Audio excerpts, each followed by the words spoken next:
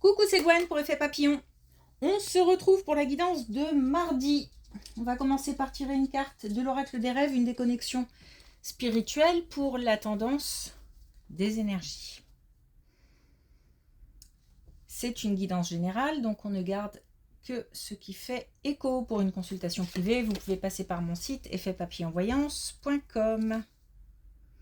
Bon, des messages pas clairs, où on n'a pas l'intégralité des messages, des informations, comme une connexion brouillée. Mais je ne sais pas si ce sont les messages qui ne sont pas clairs ou si, par exemple, on manque d'informations. On ne comprend pas tout.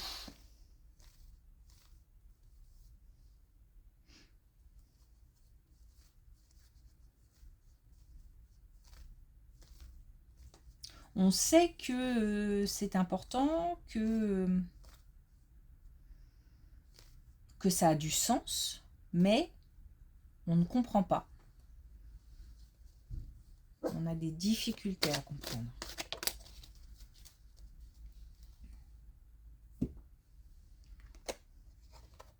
Alors, on a la nature. La beauté se cache dans les détails de la vie. Là, je fais le lien tout de suite avec les messages parce que il y a justement, on est à la recherche de détails. On cherche quelque chose de précis, une information précise. Il manque quelque chose. Bon, en dehors de ça, c'est le fait de se focaliser sur tout ce qui est positif, des petites choses de la vie positives. Ne pas focaliser sur le mal, sur le mal-être.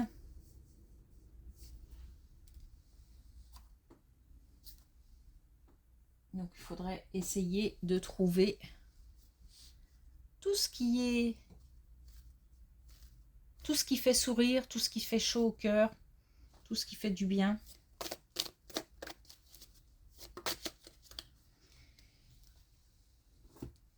Et on a l'effet papillon. Donc l'effet papillon, le fait de poser des actions et le fait de récolter ce que l'on sème. Donc on pose des actions pour obtenir quelque chose. Donc c'est un passage à l'action.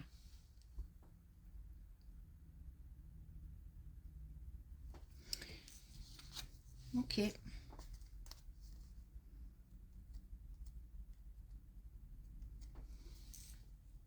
Alors, un peu de difficulté à me concentrer aujourd'hui, j'espère que ça va le faire.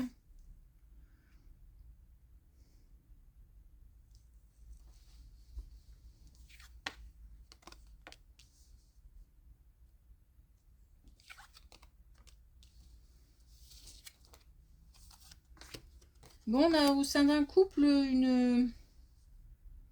des discussions peut-être qui sont... justement, là, le fait de ne pas tout comprendre, j'ai l'impression que ça s'applique au sein d'un couple.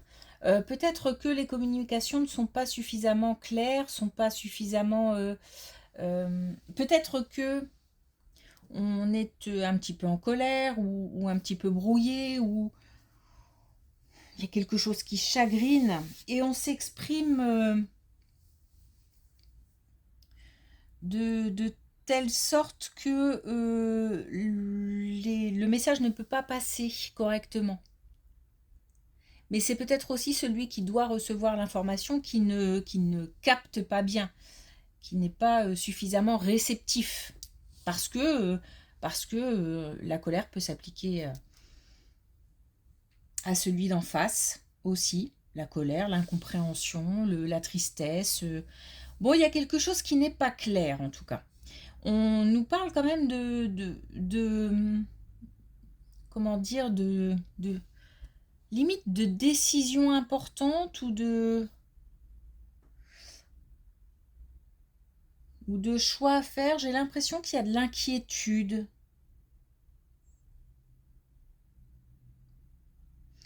Est-ce qu'on s'inquiète pour l'autre ou est-ce que on est inquiet par rapport à une situation, par exemple professionnelle, et que ça se ressent au sein du couple? Bon, il y a de l'inquiétude, il y a de l'incompréhension, il y a du... voilà, j'ai du mal à m'exprimer. Il y a des connexions difficiles. Et j'ai l'impression que c'est comme si chacun était dans son coin et ruminait dans son coin. Bon, là, on n'a pas pour l'instant de solution. Il n'y en aura peut-être pas d'ailleurs. Ou de conseils. C'est un constat. Par contre, peut-être que justement, on a chacun à faire un petit bout de chemin dans sa tête. Il y a peut-être des choses à mettre au clair avant, dans sa tête, avant de pouvoir communiquer, avant que la communication soit complètement fluide. Il y a un temps quand même passé à réfléchir.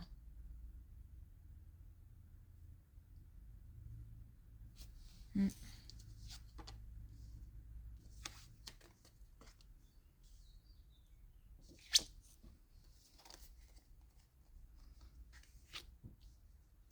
Alors, attention à ne pas faire n'importe quoi.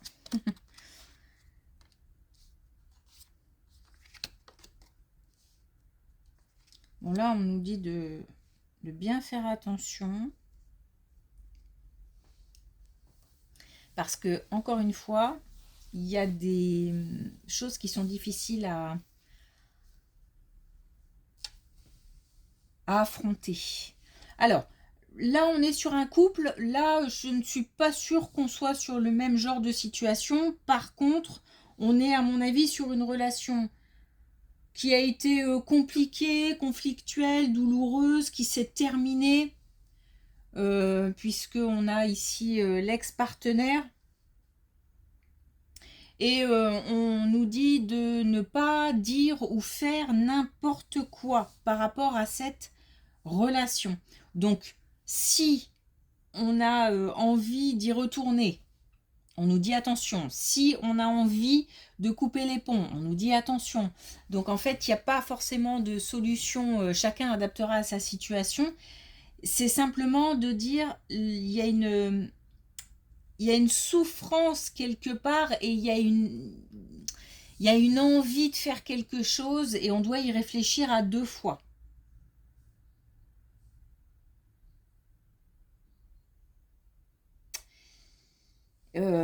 Et moi, on me met de la distance. Hein. On me met de la distance comme pour me faire comprendre que pour l'instant, même au niveau de la communication, il faut il y ait comme un temps qui doit passer.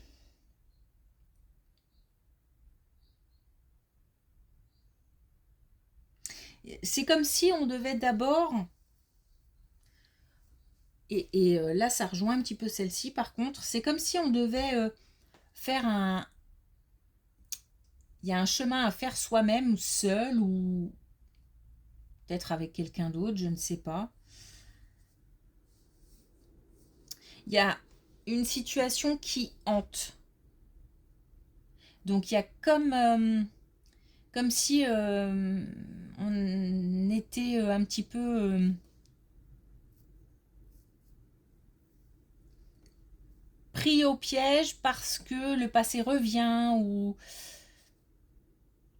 on a peut-être une relation qui refait surface ou on a des souvenirs qui refont surface. On n'en a peut-être pas forcément envie, mais c'est comme ça revient. Et on nous dit que par rapport à ça, il y a une distance quand même, hein, puisqu'on montre une distance hein, qui doit être prise. Et il y a aussi un temps d'introspection, il y a à mon avis un chemin qui doit être fait.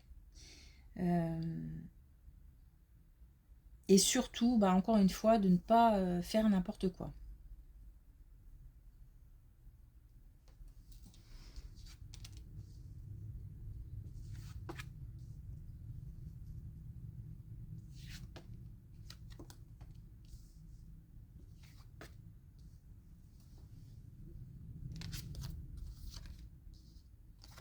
Ouais. Il y a quand même un... Vraiment, qu'on soit en couple ou qu'on soit seul et qu'on soit attiré par une ancienne relation ou que le passé revienne, il y a un temps nécessaire d'introspection, de chemin intérieur. Il faut que les pensées aillent jusqu'au bout. Il faut vraiment que ça fasse son chemin. Parce que on a ensuite des communications qui sont beaucoup plus claires. Une fois qu'on a, c'est comme si on avait... alors, est-ce que je peux dire assaini? Il doit y avoir d'autres termes qui pourraient mieux correspondre. Épuré, assaini, voilà, on a fait du tri. Il faut que les communications reviennent lorsque on est apaisé. Ça ne peut pas fonctionner s'il y a trop d'émotions envahissantes. Les messages ne passent pas bien. En fait, c'est ça le message du jour, j'ai l'impression. Après cette période d'introspection, de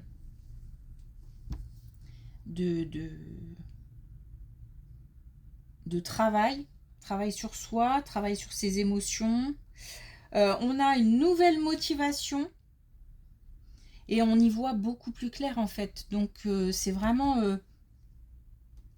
j'ai vraiment l'impression que c'est une étape importante. C'est ça le message important aujourd'hui.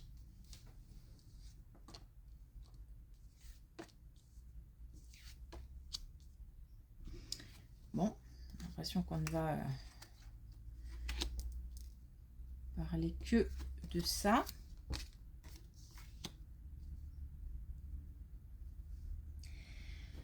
On a de nouveau une situation où on a des disputes, où on a des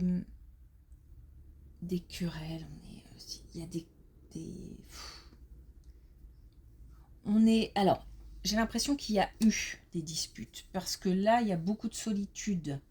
Il y a beaucoup de solitude, mais il y a quand même un attachement qui fait qu'on a du mal à couper, on a du mal à avancer parce qu'on traîne ça comme un boulet. Je sais pas, il y a quelque chose qui retient. C'est difficile d'avancer, c'est difficile de couper, c'est difficile de se réconcilier. Voilà, tout est lourd comme ça. On nous dit que il faut, voilà, alors je vais le dire comme je l'ai entendu, hein, mais pas, voilà, mais il faut se remuer en fait. J'ai l'impression que là, il faut plus laisser la situation telle qu'elle est. Pour l'instant, peut-être mettre de la distance, mais surtout vraiment commencer à réfléchir à tout ça, à faire son chemin, à poser des mots, mais pas forcément avec celui qui est en face, mais à poser des mots avec, je sais pas, des amis, des professionnels, voilà, sur ce qui ne va pas, sur ce qu'on a envie de faire, sur ce dont on ne veut plus dans sa vie, etc. Voilà. Et il n'y a que, j'ai l'impression, de cette façon qu'on réussira à améliorer cette relation-là de couple qui est pouf, voilà. Et puis ce malaise, même si on est seul, mais happé par le passé. On est protégé en plus. Alors oui, beaucoup d'émotions, beaucoup d'émotions. Beaucoup d'émotions, mais ces émotions sont nécessaires à traverser pour qu'on puisse les comprendre, pour qu'on puisse se demander pourquoi on ressent ça, pourquoi on se sent comme ça. C'est ce qui permet d'avancer aussi. Et on a une belle protection. Alors, belle protection amicale, belle protection de l'invisible, de la famille. On n'est pas seul. On n'est pas seul. Et pourtant, on se sent seul. Hein. Parce que même si je suis en couple là, dans cette première colonne, je me sens seule. Mais j'ai besoin aussi de cette solitude. Parce que voilà, c'est comme un apprentissage nécessaire. Quand on aura fait le tour, on pourra avancer.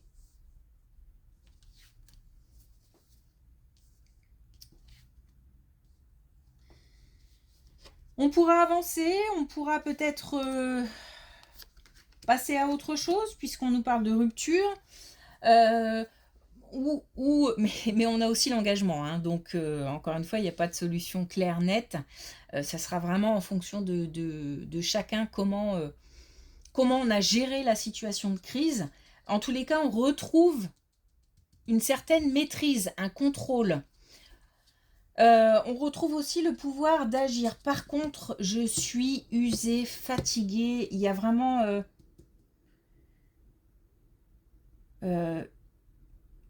c'est énergivore. Et je me sens, après avoir vécu tout ça, vidée. Vidée, mais de nouveau, qui va avec la maîtrise, le pouvoir d'agir. Et puis la possibilité d'organiser, de structurer, de voilà. Donc c'est comme si cette période qui vide est nécessaire parce que il y a un nettoyage à faire, un tri, allez, on va dire purification, hein, à faire. Et alors forcément, oui, on est épuisé. Mais c'est de la vacance aussi. Si une place est vacante, on va pouvoir de nouveau accueillir et de nouveau se nourrir et de nouveau se remplir. C'est comme si on est actuellement indisponible et on va pouvoir se rendre à nouveau disponible. Dans la tête, par rapport à l'extérieur.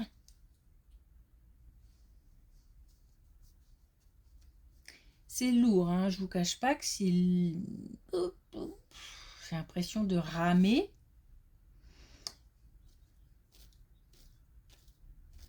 Mais il y a un retour à quelque chose de plus motivant,